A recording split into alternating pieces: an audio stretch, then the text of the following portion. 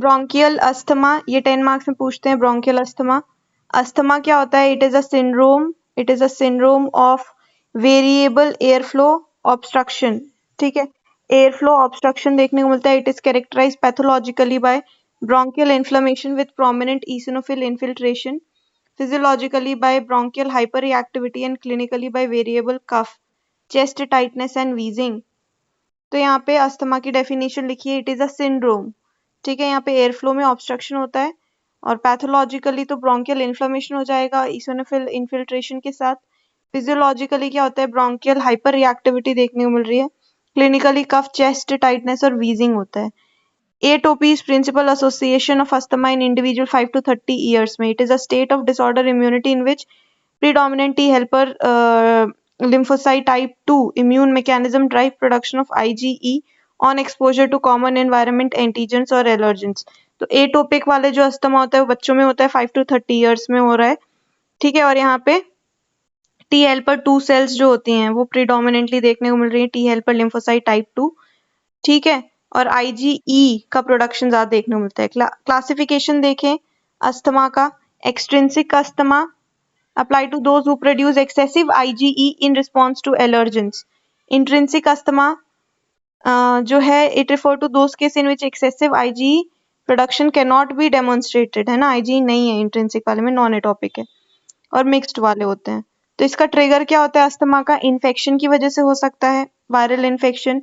ठीक है, और सिगरेट स्मोकिंग की वजह से हो सकता है, एलर्जेंस की वजह से हो सकता है, और house dust, might allergen, free pollens, feathers, paint, smoke, animal dander, moulds वगैरह।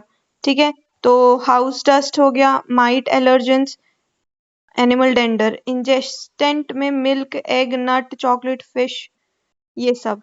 कफ वेरिएंट अस्थमा भी हो सकता है। पैथोफिजियोलॉजी में ससेप्टेबल पर्सन है, release of substance from mast cell. कोई सा भी ससेप्टेबल पर्सन है वो क्या हुआ, इसमें क्या लिखा है कि release of substance from mast cell, basophil, eosinophil, neutrophil, macrophages, response to asthmatic stimuli, release of lipid mediators derived from arachidonic acids such as leukotrienes, prostaglandins, inflammation of airway, edema and desquamation। Inflammation होगा airway का, oedema हो जाएगा, वहां पे bronchial epithelium hypertrophy हो जाएगी, smooth muscles की, airway obstruction होगा। तो ट्रिगर फैक्टर आया, ट्रिगर फैक्टर की वजह से क्या हुआ? ट्रिगर फैक्टर की वजह से एयरवे में इन्फ्लामेशन हुआ, एयरवे में इन्फ्लामेशन, स्वेलिंग हो गई ब्रोंकियल मेम्ब्रेन की, हाइपर सिक्रीशन हुआ म्यूकस का, एयरवे मसल कॉन्स्ट्रिक्शन हुआ, नैरोइंग ऑफ द पैसेज, और wheezing cough, shortness of breath और टाइटनेस इन चेस्ट देखने को मिला। तो क्लिनिकल फीचर अस्थमा का क्या हो गया? वीजिंग, वीजिंग कफ, वीजिंग कफ,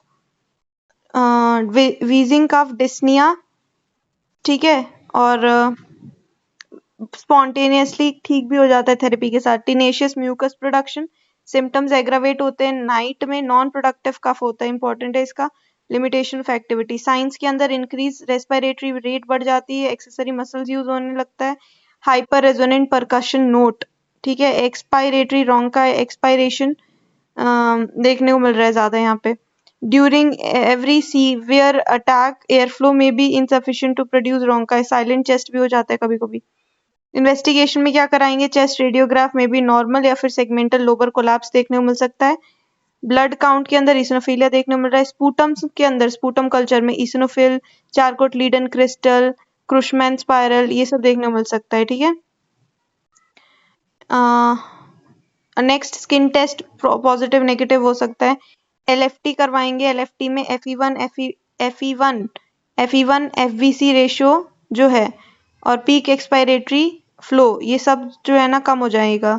और reversibility is characteristic feature of asthma, it is shown by more than 12% या 200 ml इंक्रीज हो जाता है, मतलब अगर उसको ये वाली ट्रीटमेंट दोगे तो वो वापस से ठीक भी हो जाएगा इस तरीके से। आईजी स्पेसिफिक टेस्ट भी करवाते हैं। फिर डिफरेंशियल डायग्नोसिस में क्या क्या करवाएंगे हम डीडी में?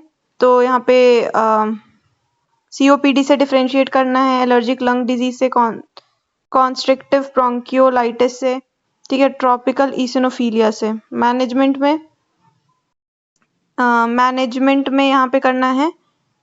माइल्ड इंटरमिटेंट अस्थमा में शॉर्ट एक्टिंग बीटा एगोनिस्ट देते हैं, ठीक है। और ब्रोंकोडाइलेटर्स दे रहे हैं, एंटीकोलिनर्जिक एजेंट्स दे रहे हैं, ठीक है। कॉम्प्लिकेशन इसका क्या हो सकता है? तो ब्रोंकिएक्टासिस, स्पॉन्टेनियस न्यूमोथोरैक्स हो सकता है, cystic degeneration of the lungs हो सकता है, माइकार्डियल इन्फेक्शन हो सकता है सीवियर अस्थमा में, हाइपोकलीमिया भी हो जाता है, ठीक, जो कि हमारा ब्रोंकियल अस्थमा।